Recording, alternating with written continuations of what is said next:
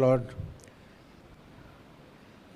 నేను హెబ్రోన్కు మొదట యూత్ క్యాంప్కు 1964లో వచ్చినాను.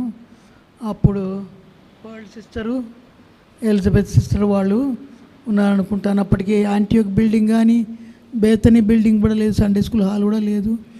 అయితే ఆ దినాల్లో నిజంగా దేవుడు ఎంతో తోడ్పడుతూ వచ్చినారు. ఒకసారి ఇక్కడ విబిఎస్ 1964లోనే ప్రారంభమైంది. అప్పుడు కొన్ని కోరసెస్ బ్రదర్ సిస్టర్ యాబీస్ అని వాళ్ళు ఈ విబిఎస్ ప్రారంభించినారు. కొన్ని పల్లవులు కోరసెస్ అవి వాళ్ళు ఇంగ్లీష్లో ఉన్నాయి, మరి తెలుగులోకి పెట్టాలా అని కోరినప్పుడు నేను సిస్టర్ ఎలిజబెత్ మేమిద్దరం ఇంకా ఆ తర్వాత కూర్చొని ఆ పల్లవులు తెలుగులో రాయడానికి ప్రయత్నం చేసినాం. ఆమె బాగా పాడగలదు, నేను ఆమె కూర్చొని కొంచెము 2-3 పల్లవులు తెలుగులో ఇంగ్లీష్లో నుండి తెలుగులోకి తర్జుమా చేసి ఆ తర్వాత నేర్పించినాం కూడా అనుకుంటా. బ్రదర్ సిస్టర్ యాబీస్ వాళ్ళు అయితే ఎంతో ప్రయాసపడినారు ఆ విబిఎస్ పరిచయం ప్రారంభించి. అప్పటి నుండి నేను కూడా విబిఎస్ ఆఫీస్లో తర్వాత నేను ఉద్యోగం చేస్తున్నాను. 64లో వచ్చినాను, ఫస్ట్ యూత్ క్యాంప్కి వచ్చినాను, తర్వాత మళ్ళీ 65లో కూడా వచ్చినాను. ఆ తర్వాత 66 సంవత్సరము నేను ఉద్యోగానికి రాజీనామా ఇచ్చి హెబ్రోన్కి వచ్చినాను.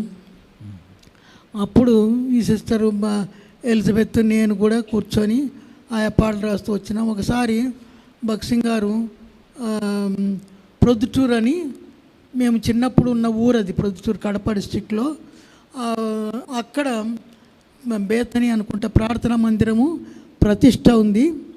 అక్కడికి బ్రదర్ బక్సింగ్ గారు వెళ్ళేటప్పుడు కొంతమంది తీసుకొని వెళ్ళేవాళ్ళు కనుక మా పెద్దక్క డేజక్క అని ముందే ఉన్నది ఇక్కడ సేవలో, ఆమెను తీసుకుపోవాల్సి వచ్చింది.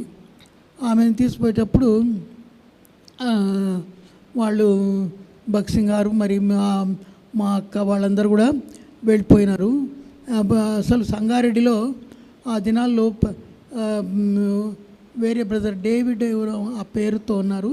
ఆ పెద్ద బిల్డింగ్ ఇప్పుడు ఉన్నది, అప్పుడు లేదు, ఏదో ఒక గుంటలాగున్నది ఆయన దగ్గర అన్నమాట. అయితే ఆయన దగ్గరికి పంపించినారు మమ్మల్ని. ఇంకా మా పెద్దక్క పోయింది కనుక నన్ను ఎలిజబెత్ సిస్టర్ను ఇద్దరిని పంపించి ఇక్కడ బస్సులో కూర్చున్నప్పటి నుండి అప్పుడు నాకైతే ఏమి ఆత్మీయమైన అంటే వాక్యం ఎక్కువగా తెలియదు. అయినప్పటికీ కూడా ఇక్కడ కూర్చుంది మొదలుకొని సంగారెడ్డి